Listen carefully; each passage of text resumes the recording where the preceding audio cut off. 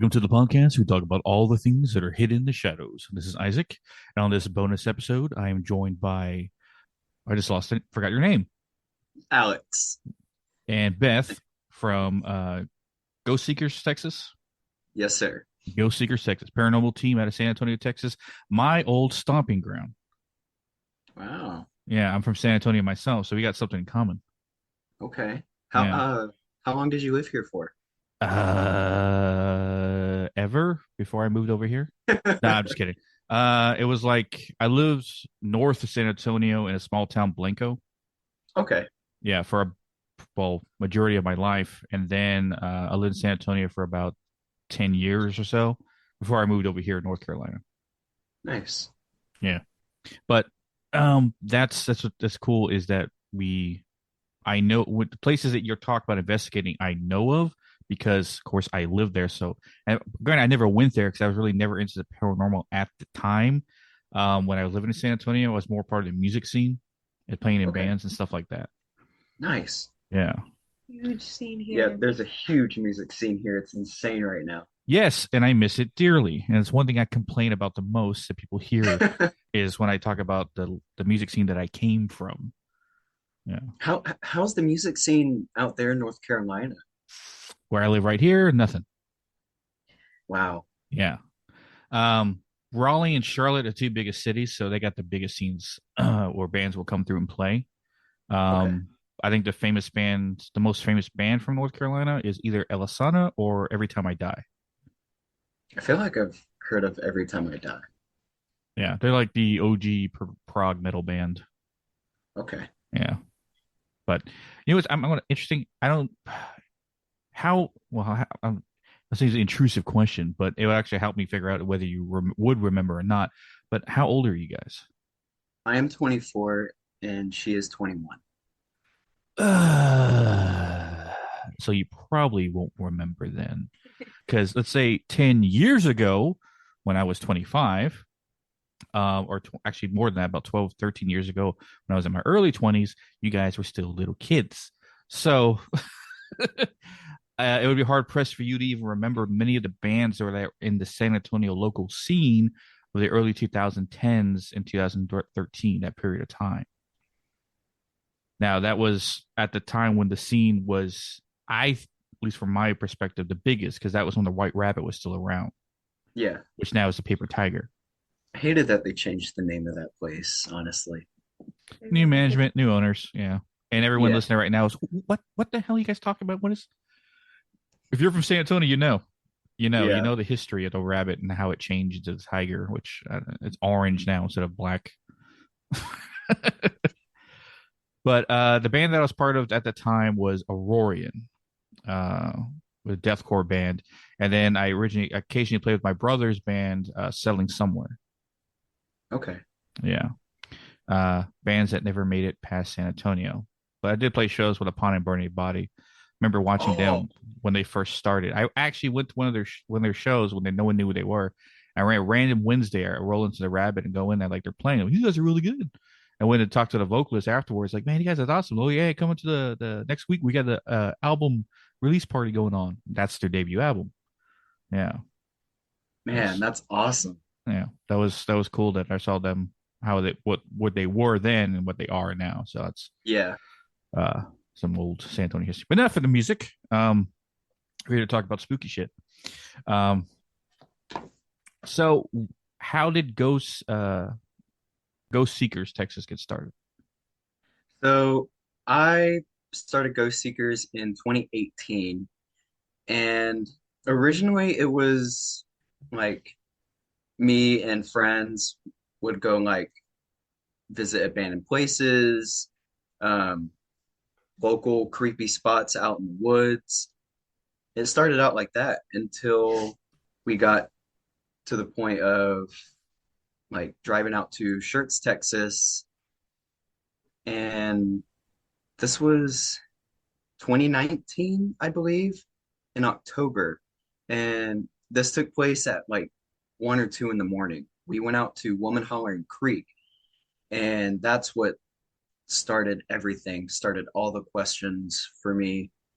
And what happened was it felt like a minor possession or a channeling. And my friend Christian, who is sitting next to me where Beth is right now, uh, is like watching me lean my body towards the road. And I'm like, he's calling my name and I'm not responding. And I don't remember any of that until we stopped later at a gas station and he tells me everything. And he freaked out, threw me onto the dirt, and started running to my car. And when I hit the dirt is when I started like waking up or snapping out of it. And I started crying. Like I started bawling my eyes out. And the next thing I see is Christian dolphin diving through my through my car window because my car was locked and we had the windows down. And that's what started everything for me. Well, I would say that of many reasons to start into the paranormal, never getting mildly possessed seems to be when most people in that situation would like, I don't want to be part of this anymore, and leave it Yeah, all Yeah. behind. But you just kind of went like, oh, I know this is real now. I want to try and find it. exactly. So when you put the team together, when did Beth join in? Here was that. 2 years ago now? Think so? About so? About 2 years ago now. Oh, awesome. And what are your, I guess, your roles in the team? Well, I'm mainly on like camera just because I'm not big on like being recorded or being like on camera. Just it's just how I am. So I'm more like behind the camera doing filming, helping with sound stuff, more of like behind the scenes. So like a tech person. Pretty much, Pretty yeah. much. Yeah. And it's safe to say, Alex, you're like a lead investigator. Yes, sir. But I also do camera work as well. I do all the editing for our videos. Um, I set up all the spots for us. I do the research. Yeah. The main guy. Well, I don't like to consider myself the main guy. I like all of us to have our main Oh, roles. Well, that's cool. And by the way, a compliment from my co-host, my wife Megan. She says your editing of the videos is probably one of the best she's seen. Wow. Thank you Yeah, so much. You have no idea how much that means. Truly. Thank you. yeah, because she did editing, video editing in high school, so she Me knows too. she knows good editing when she sees it. So she's like, oh, whoever that does editing for their videos is really good. Thank you.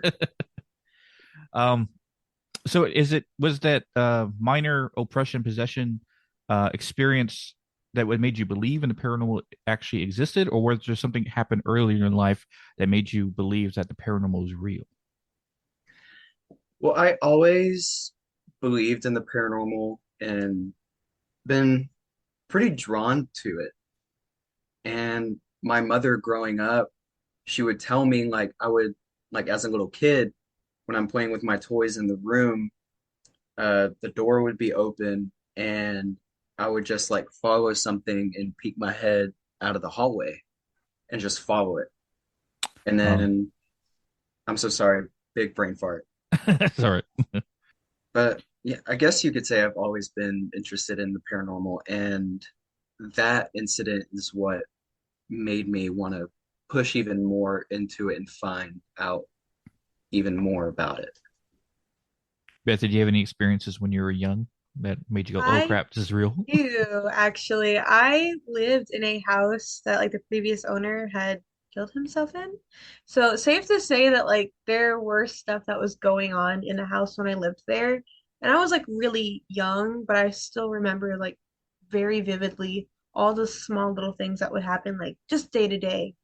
So I've always believed that there's something else out there, even if we can't see it or prove it just yet. Mm. Now you've been going strong with the team for it sounds like what 4 or 5 years now. You said 2019. You started around Oh, 2018. 2018, so it's been a while. Yes, sir. And what's good about San Antonio is that there's an endless amount of places you can investigate. The city is rich with history from the Revolutionary War, from the Civil War, from the Texas Revolutionary War, Yep. even going back to Native American stuff like that. So you have a treasure trove of places where you can investigate. So, in the time you've been investigating, has there been a specific place where you got some of the best footage or some of the best experience? Oh, it's There's a tie two. between two locations, which are the Old Lavaca County Jail and the Old Park Hotel. Hmm. Now, the Old Park Hotel is in Ballinger, Texas, and the Old Lavaca County Jail is in Hallettsville. Now, I heard a hotel. I didn't hear about the jail. So, with the jail, it's already active at night. They have the same amount of activity happen during the day. Like broad daylight, you'll hear clear footsteps, running footsteps, bangs, um, disembodied voices, sometimes mimicking. But the part that really scared us about the old Lavaca County Jail was Chris, who's also another member of the team. He's not here with us tonight. Him and I were doing a session while she was taking a nap in the housing area. And this was about a little after 10 o'clock p.m. And Chris is recording me. I'm explaining like what we're about to do. We're about to go upstairs to the upper cells. And as I'm saying this, you hear like loud footsteps from upstairs. And then it died out a little bit. And then I started speaking again. And then you just hear running footsteps come down the stairs. And at that point, we thought someone was in the building, or actually, not yet. After that, we went upstairs, checked everything. No one was found, no one to be seen. And we go to the woman's section of the upper cells.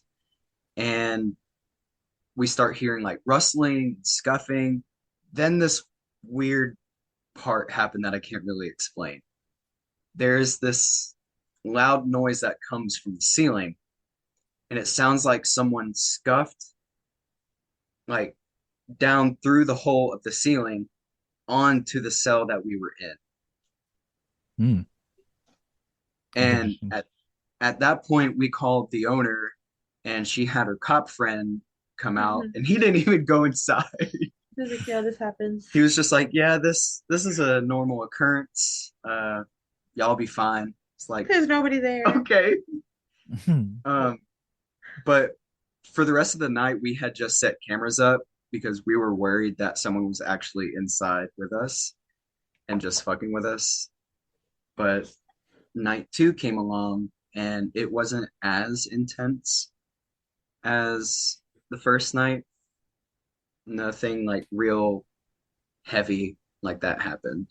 Now, her experiences at the old Park Hotel, would you like to? Sure. So the old Park Hotel was it two brothels? Like way back when? I think it was two Like or two di three.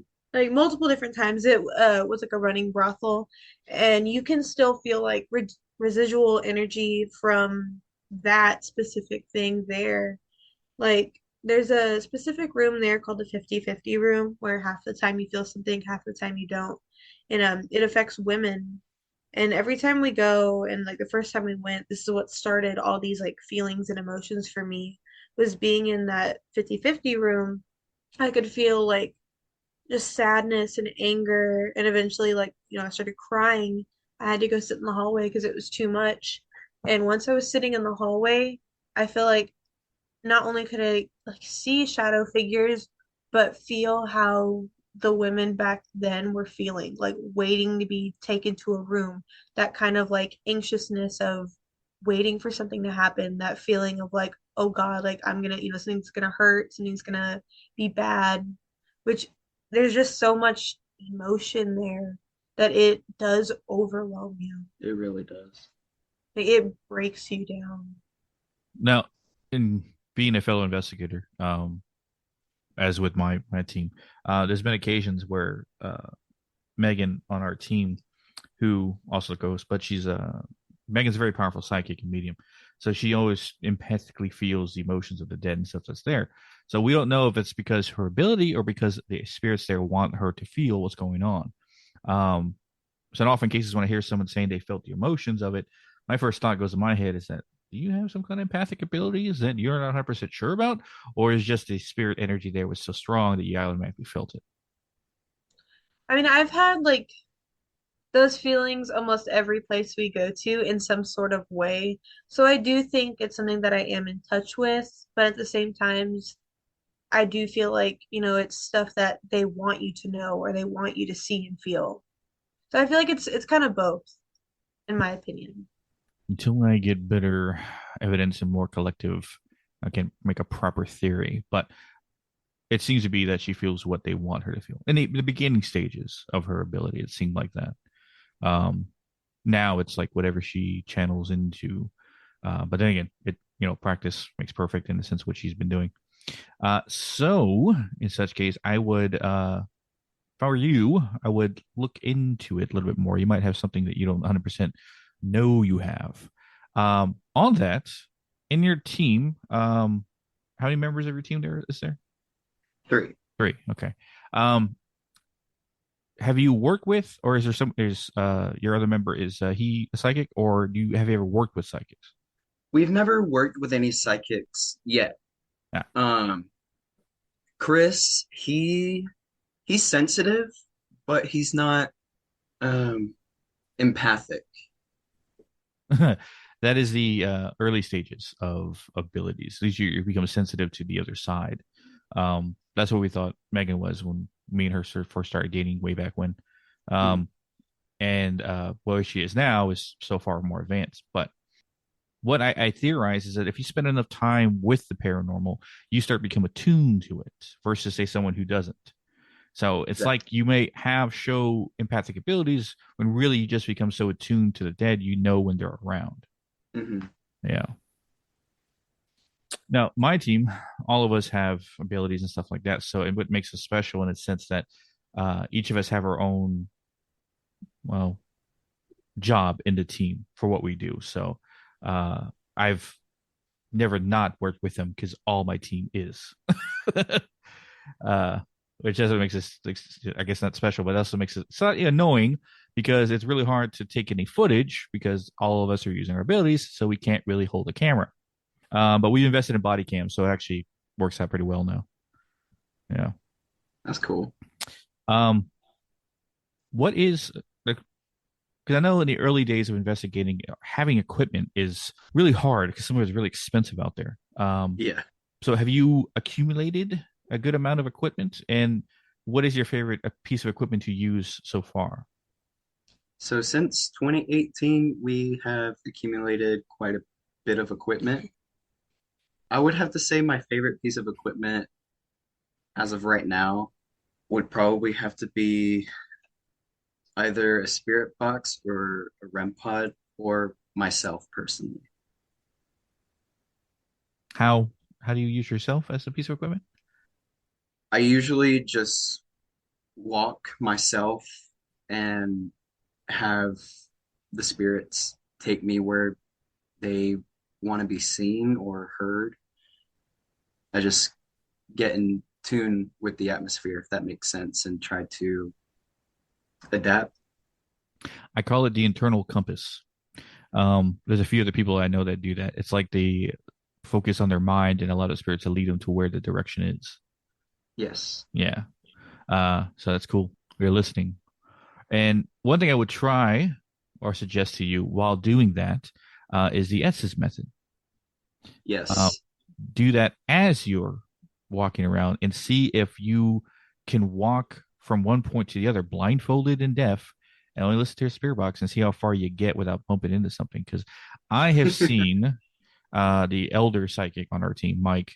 I seen him walk like 100 yards down a path without ever hitting a tree, hitting a Wow. branch, blindfolded, just listening to the spirit box as someone was guiding him. Wow. Yeah. So try that. I mean, well, have someone, I guess, spot you just in case they're about to run into a wall or something. But Yeah, we'll definitely have to try that. yeah. That sounds cool. Yeah, it's something I've seen. But if you sound like if you allow them to, pull you in certain directions, I guarantee you'll be amplified doing the SS method as well. Yeah. I will have to try that. Now, do you find much success with Spirit Box? Um, I do, but a lot of people are saying it really depends on like what spirit box you use. I like using the SB7 spirit box on AM, and I also like to use the S box from Ghost Stop. But that's the only piece of equipment I'll use from Ghost Stop. What's funny is my team, we haven't put much effort into equipment, like I said, because we never needed it. But we are getting it now just so we can, record and prove what we're doing. But as the most part, I usually tell people that the best piece of equipment you can have investigating wise is your phone because it's a camera, it's a flashlight, and plus you can download some apps that are worth their weight. Um, have you tried using paranormal apps, or you think there's like they're whatever? Back then, I used to because that's all I had pretty much back then. And but now a lot of people are starting to use this app called Spirit Stalker, and I'm still pretty iffy on that app. I haven't heard of that one. The top two that I put most of my stock in is Necrophonics and GhostTube. Okay. Yeah, go Necrophonics. About 80% accurate with most of the stuff. GhostTube is almost 90. Um, GhostTube is more of a dang it, what was the name of the box that generates words? The Ovilus? There you go. It's like an Ovilus. There you go. And the Necrophonics is it's a generated spirit box. So Okay. yeah, it's what we've been using, and it seems to be very effective, especially in doing the S's method with Mike, because it gets to a point where it's like I'm having a conversation with whatever's there. And it's my theory that I think psychics or mediums, when they're doing the SS method, they seem to be more magnified, or better say, a better tuning fork to picking up Yes. the voices and getting a better answer. So whoever's asking the questions and whoever's giving the answers can pick out the right answers to the questions that are asked. So it's like you're having a conversation. Has there been a profound experience while investigating that made you go like otherworldly, like, oh, this stuff is like beyond real, this is like something that made you question reality? Definitely the experience at Woman Hollering Creek for me. Um, Do tell. with it was the one about leaning towards the road and the one I said in the beginning. Oh, okay, the minor possession. Yes, sir. Yeah. What Have about you you? done any oppression cases? I have not. Okay. Well, before I get into that one, Beth, has there been experience while investigating made you like question reality? I'm not too sure about like question reality. Just like memorable ones, like Old Park or Times from the Jail. Just stuff that's stuck with me, but nothing, I don't know. Nothing made me like question. Not seeing a shadow figure crawl down from the ceiling and look at you? I've seen it enough. Yeah. I lived with it. I feel like with living in places that I've like seen shadow figures or I've heard my name be called or I've seen, you know, things move when they shouldn't be moving. In my personal opinion, I think for something to really make me question reality, I need to see something like crazy insane now. Just because when I was so young, I saw it so often.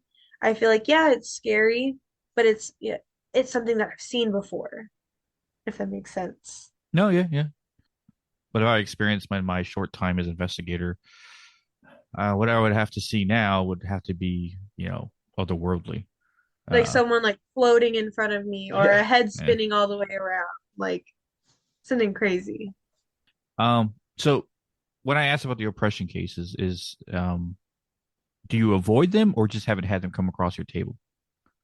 We just haven't really had them come across us. Have you done any home investigations? I've done, well, I've done two houses. One house I did two investigations at, and the other, she's really close to me. Her name is Roxy. She's also an empath, and also our mentor. And yes, we love her. But I've investigated her house maybe 7 times now. And the spirits are still there, like no one wants to leave. It seems like it. Ah, And it definitely seems like there's oh my God, I can't think of the word. I'm so sorry. that's fine. No, you get like you're like I know the word, I see it, I just can't say it. Residual trauma? Past there's like past trauma, Residual trauma. residual, yes, there's residual trauma like stuck in that house. Hmm. And every time or I've investigated it, it seemed, especially the last time we've investigated it, we got a lot of relevancy to the residual trauma. Interesting. I I know there's always residual energy left at certain locations, especially locations that have a very traumatic experiences there, which makes me wonder: did anything, or is her house known for that, or is it she's something she inherited the home and it already kind of was there? Well, her house was actually on the news and about her collection and herself, actually. Um, but some things did happen there, but they are not my stories to be said because it's not my place to say. Oh, well, It's really traumatic Personal. for her. oh, okay. Kind of sounds like I need to have a conversation with her, possibly in the future. Yeah, make some connections. Um, She's really sweet. She's really cool. well, I guarantee I can tell her a couple things that she's probably never heard before. Well, She's one of the most she is, yeah. open-minded people She's that I have. seen it all, been through it all. She is like, She's claimed to see like Michael and Loki like come up to her. if Yeah, I think otherworldly was a person, it would be her. She is like, if you have questions about anything or like stories about that stuff, she is like the person. we'll have our conversation after this, and then I'll see if that statement still stands. And everyone, my avid listeners know exactly what I'm talking about. But I'm not going to cover the time again with just talking about it. Um, oppression cases seem to be something that my team has been doing more than anything. Like I think we're up to 10 or 11 now. Wow. Uh, and become very proficient in it. But it's home cases that always seem to be the toughest because people reach out seeking help, and they always reach out to an investigator, a psychic or medium, or someone like me in order to help them with their case and what they're doing with. Um, as investigators, uh, what is seem your goal as an investigator? Like, what drives you? What do you want to get out of as an investigator? What drives me is the thrill, the excitement, and the memories that come with all of these different investigations and traveling that we do around Texas. And my goal is to really like persuade as many skeptics as I can with hard evidence, even though they won't think it's hard evidence, you know? Yeah. Well, I always said there's three kinds of investigator teams that I've come across, at least I've got to know. Um, first and foremost are the worst kind, which are the clout chasers. Those are people who only ever investigate to get famous from it, and they're consistently just posting footage and or care less of what happens to the spirits that are there. Then, of course, the Right, investigators like yourself and a few other ones I've met who are out to prove the existence of the afterlife, that spirits exist, that darkness exists, that there's stuff beyond the veil, and that whole world exists, and doing right, whatever you can. Of course, you're capturing footage, but you're doing that so to present to people. exactly. And you have respect for the spirits that are there, and helping their situations and listening and talking. Um, there's a third kind, which is my team, but I'll explain what specific is about mine. Like I said, afterwards, because everyone in this my podcast has listened to me talk about it 100 times. Um, but what so far in your investigations, location wise, did you get the most satisfaction from? Most satisfaction. Again, that's a hard Is it one. hard? That one I would have to say there's three locations and not two. The VFW Post 76, of course, that's like a Oh, whole yeah. nother home to us. That's actually here in San Antonio, downtown. Um, the jail and Old Park. Hmm. Is there a specific reason why? Which is something that you experienced or a spirit you talked to, you might have thought you've helped or at least get their message across? I feel like we're definitely helping some spirits at the VFW Post 76, especially with the rumored girl that roams around uh, the post. We think her name could possibly be Georgia because that's pretty much the only name that we get when we try to communicate with her. Um, and she's told us like what happened to her, that the nurse left her unattended downstairs in the pool room, which was her water therapy because the little girl had polio. And so she was downstairs in the basement doing her water therapy, and her nurse left her unattended, and she fell and drowned in the pool. And so I feel like we're really helping her whenever we go investigate. Similar situation, a place in local in town called the Octagon House. A little girl, she died falling off a horse, and it had to be early 1800s. And she spirits are there. And when we investigate that place, she comes up. She's very friendly. You can hear her over the spirit box, her talk. She even held my hand one time. I could feel her hand in mine and stuff like that. Um, so I understand when you talk about like a little girl spirit who's there to communicate and she seems nice and stuff like that. Now, I've seen things about the Octagon House. I don't think it's demonic whatsoever. I don't. Who was that one team that went there? They were like a bigger YouTuber team, like probably Sam and Colby or something, and they called it demonic, where it might have been It's always the one. it might have been exploring with Josh. Um, Octagon House in North Carolina, yeah, in New Bern, North Carolina. Or sorry, Swansboro, North Carolina. yes. I don't know. I don't know of any other team that went there. But then again, I haven't been there in a couple of years, so Yeah. Again, I don't think that place is demonically haunted. I definitely think these bigger YouTubers are blowing these locations out of proportion with the well, whole. I can tell you it was, but it isn't anymore. Okay. Yeah, that's because of what my team does. Um, if I've intrigued you more, yeah. Anyway, I'm looking at your faces, like I said, reading it anyway. Um, so has there what I guess there's famous places in San Antonio, including myself, and even fans of the paranormal have known about, and few of those are in San Antonio, including the Black Swan Inn, right? The Yes. Alamo, and I forgot the name of that street where the train tracks where the car gets pushed. Oh, that place has been debunkable so many times. Yeah, but people still like going there. Um, Yeah. have you got to investigate any like well-known places in San Antonio?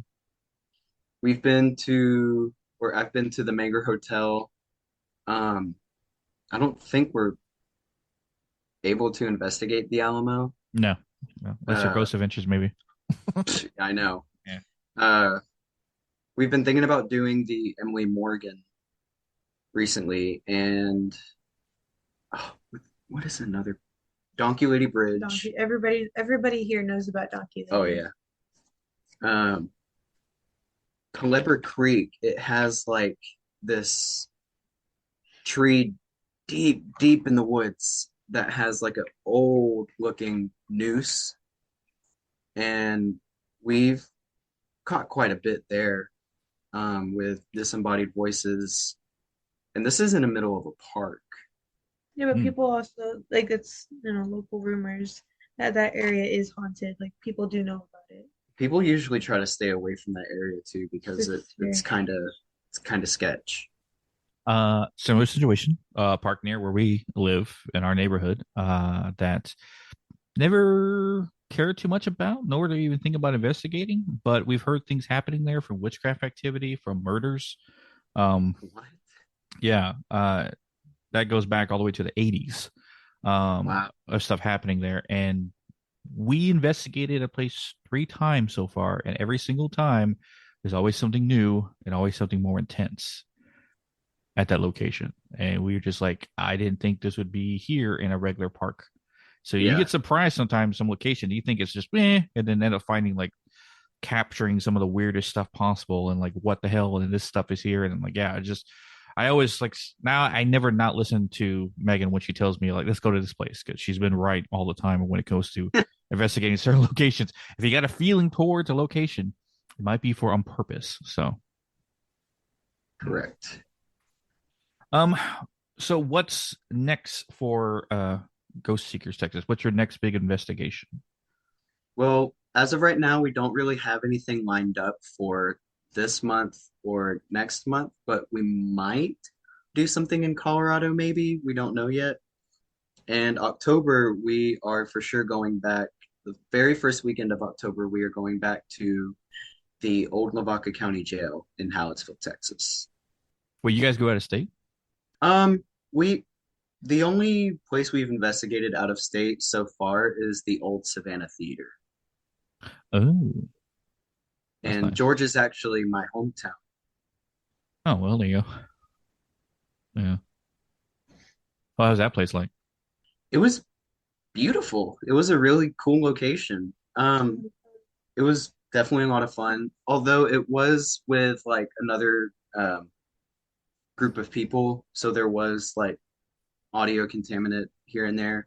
But other than that, like we had a blast. That's something. You guys ever make your far away? Sorry, make your way towards East Coast. Some places I can show you around here that will definitely go. Whoa. um, Because we take where I used to go growing up a lot to South Carolina, to Myrtle Beach and all that. So I used to be pretty close to North Carolina, but I don't think I've ever been Been in North Carolina. well, there's an ongoing joke in amongst North Carolinians, and for any of my South Carolina people who listen, this is just a joke. But when I first moved here, I always asked about South Carolina. It says, "Oh, South Carolina is just the entrance to North Carolina." I was like, yeah. God dang, man. uh, but no, that's cool. And you guys post most of your investigations on YouTube or just on TikTok or Instagram? Mainly YouTube, our full videos, our full investigations, but I'll post like clips of like highlights on our Instagram, TikTok, uh, Threads, Twitter. Threads, that's right. I gotta start doing more of that. That's new. Um, but I do appreciate you guys coming on. And where can everybody find Ghost Seekers Text? Like, give me all your socials. It's spelled all the same. It's at Go Seekers TX, all on YouTube, Instagram, Twitter, TikTok, Threads, Facebook. That's Pretty much everywhere. pretty much Yeah. everywhere. That's good. So for everyone listening, go out and check their stuff out. I always like finding more paranormal investigators to collab with and discuss things with and share stuff that we find because it's one of my main hopes in the paranormal investigation world is that we become more communicative and less competitive with Yes. everything we do. Because Yes. I know for sure around teams around here, it seems Preach. very territorial. Preach that. Yeah. Yes. And same with, I feel like that's people everywhere, especially in the community. Everybody wants to outdo one another. And I've made a few connections to some teams in Canada, of all places, Wow. some Midwestern Cool. areas on the other side, in the East Coast, West Coast area. So it's cool that we know you guys in Texas. Got the first Texas team that we actually talked to. I think Oh we wow. know another team in San Antonio, but I think you guys are the first ones we actually talked to. Sweet. And I can't even think of the name of the San Antonio team that I'm thinking about, but so I couldn't tell you if I wanted to. But I appreciate you guys coming on, and Okay. hope to bring you guys Thank back you for again and having talk us. about more investigations. Yes, sir. Thank y'all for having us. As always, we'll catch your weirdos in the next one.